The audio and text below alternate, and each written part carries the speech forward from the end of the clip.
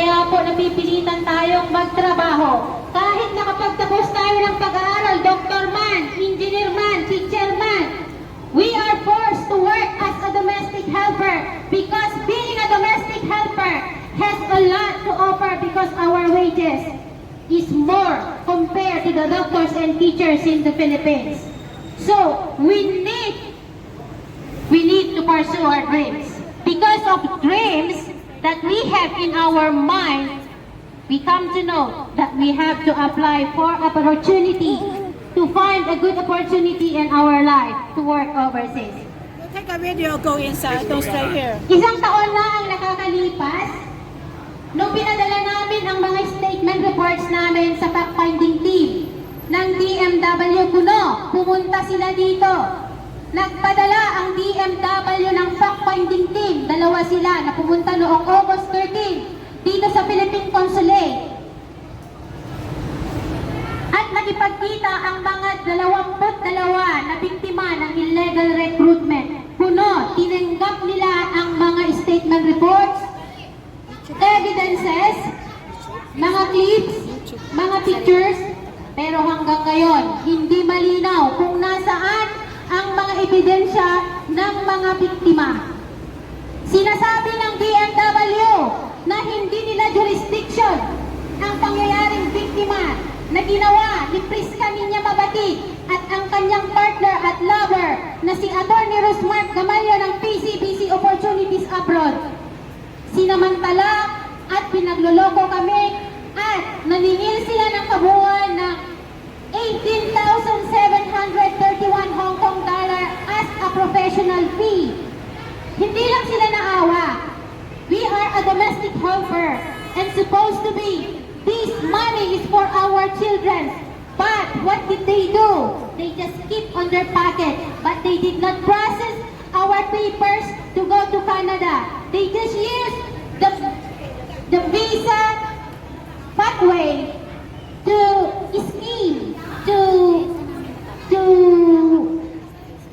scrutinize us, to enter in Canada, but they did not process our papers until now. It's been already 1 year had passed.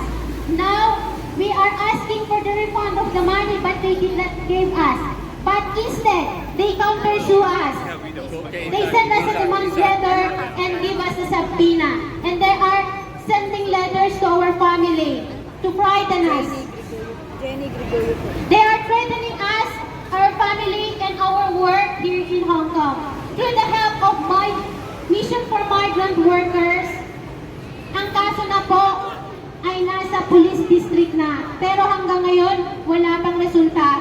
Dahil ang bagal ng aksyon ng Department of Migrant Workers sa Pilipinas, nakarating na din ang kaso sa Senado at pinamunuan ni Chairman Senator Raffy Tulfo. Pero hanggang ngayon, hindi pa po lumalabas ang resulta. Dahil po sa korupsyon, hindi namin alam kung ano ang nangyayari sa ating gobyerno, kung bakit ang bagal ng aksyon na ang lahat ay ibinigay na ng mga biktima ang kanilang ebidensya.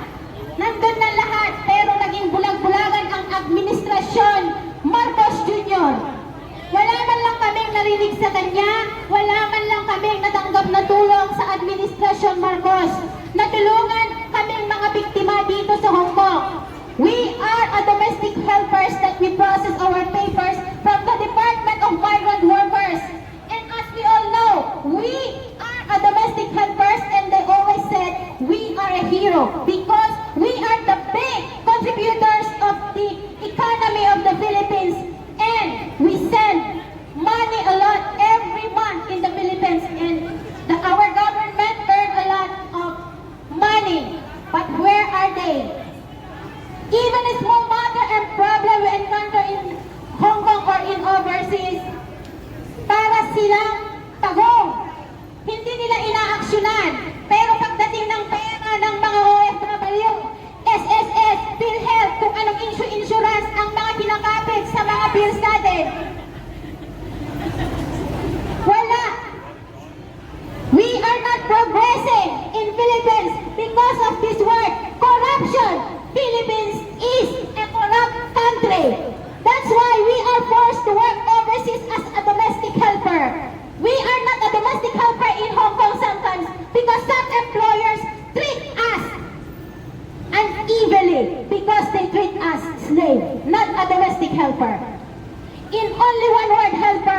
we are not obliged to work all the household in these houses, but supposed to be we just help.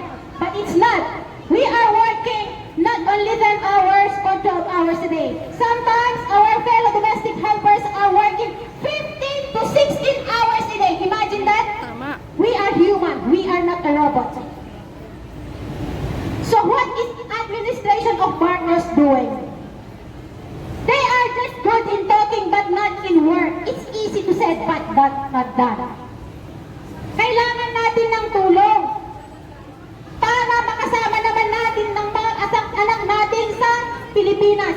I am working being a domestic helper already all over around the world 20 years. I've never been with my children for 20 years. They have already finished their bachelor degree, but even now, I want to do retirement, but I cannot. Because what our country has offered us, nothing. Nothing, kasi bulok ang sistema ng gobyerno natin. Hanggat may diktador na namumuno sa ating bansa, hindi magiging mapayapa ang ating bansa. Kasi merong nagtuturo kung ano ang gustong gawin ng Pangulo natin. Kaya tayong mga migrante, maraming salamat sa iyong pagkikisama at suporta sa mga biktima ng illegal recruitment. Huwag na tayong paloko pa. Magiging vigilante tayo. Kawawa tayong nagtatrabaho sa ibang bansa. Mga manloloko, kapwa nating Pilipino, hindi nyo ba nakikita? I will mention the name Mr. Brian Kalagi. Siya ang vlogger dito sa Hong Kong at isa siyang driver. Siya ang daan bakit kami na-scam. Ngayon, nasaan siya? Hindi niya kami sinisipot o kausapin man lang regarding this matter. Kapwa naming Pilipino at Pilipino naglolokohan. Ano to? Wala nang asenso nga sa ating bansa. Naglolokohan pa ang kapwa Pilipino. So maraming salamat sa migrante. Patuloy at suporta. At tumutulong sa mga inaapi at pinagsasamantala ng mga burokrata kapitalista. Mga mapagsamantala. Mga scammer. Maawa naman kayo. Hindi ba kayo natatakot sa karma? Darating din sa inyo ang ginagawa niyo sa kapwa niyo.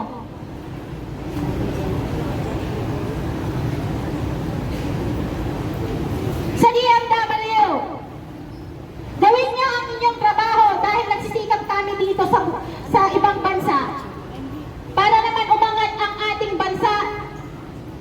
Kung nagpapadala kayo ng mga lawyers, oo, domestic helper kami dito. Abogado kayo, may karapatan kayo, alam niyo kung ano ang tama. Huwag naman kayo usang pagong. Gawin niyo naman yung tama kasi kawawa ang mga kapwa ninyong Pilipino na nagtatrabaho dito sa ibang bansa bilang domestic helper. Hanggang ngayon, unquestionable kung nasaan mga statement reports namin. Isumite na ninyo sa Department of Justice para umusad na ang kaso namin. Para mabawi na namin ang perang pinayad kay Ninya Mabatid para sa aming pamilya. Isang taon na ang nakakalipas ang bagal ng aksyon ng DMW. Ano ang ginagawa ng Pangulong Marcos Jr. Administration? Wala man siyang kaming narinig na umatanggap na tulong galing sa kanya. Kina-countersun na din yung mga biktima sa Cabriao, Laguna. Pinapadalhan na ng mga sabpina, sinatakot, napatroma, nai-stress, nadi-depress na rin sila. Paano na lang kami mga biktima na nangarap at mapabuti ang kalagayan ng aming pamilya?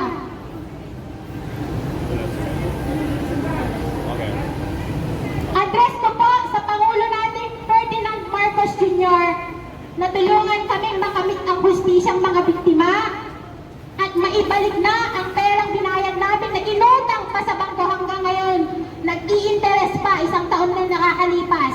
At paurusahan sa ilalim ng batas ang mga akusado ni Priska Ninya Mabatid, Attorney Camalo at kanyang mga kasapakat na nanloloko at nananamantala sa mga kapwa Pilipino. Mabuhay ang migranteng manggagawa!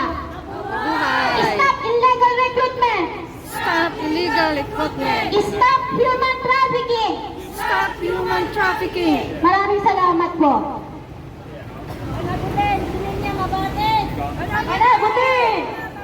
Maraming salamat sa iyo kasamang Cherry at talaga namang ramdam na ramdam. Sino pa naman ang isang biktima dyan ay hindi mo mararamdaman talaga nang lalaban ka. Abolish OAC! Police OAC. At ang panghuling bahagi ng ating programa, tayo po lahat ay aawit ng pinamagatan Despoticos.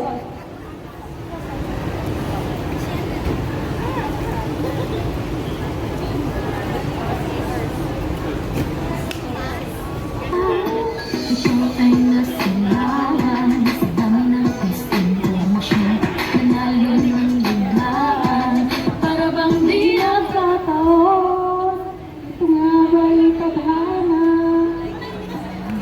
Mga kabal ng bayan, nakalaman ko. Sa bulmakasan, nasasunod ay ayos. Wash the grip of your hand. I can feel you holding my world. Ano ba'y tumadarama? Oh, shucks, kayo may pahirap na. Unity bang pinagawa? 'Cause boy, it feels not good. Bawat araw ay di masaya. Wala na nalata. Lumalala ang pangangamba. Nang kayo'y magulo na. Buhay ay carry lang with you. Pamilyang distopiko. Makulong na sana yun. Pamilyang distopiko. Distopiko, distopiko. Pamilyang distopiko. Distopiko, distopiko. Gobyernong distopiko. Hagard na ng buhay. Buhay change. Sumpa ang inyong batay. Utang lang kayang huwi. Halalan na sobrang pait. Puso ko'y bukod na nakakalag. Ano nga bang sinabi? Kakapit ba hanggang huli? Matasan, matasan. Wishing all over the islands. Rush the love of your hand. I can feel you holding my world. Ano ba'y tumadala? Oh, shucks, kayo may pahirap na. Unity ba ang pinagama? 'Cause boy, it's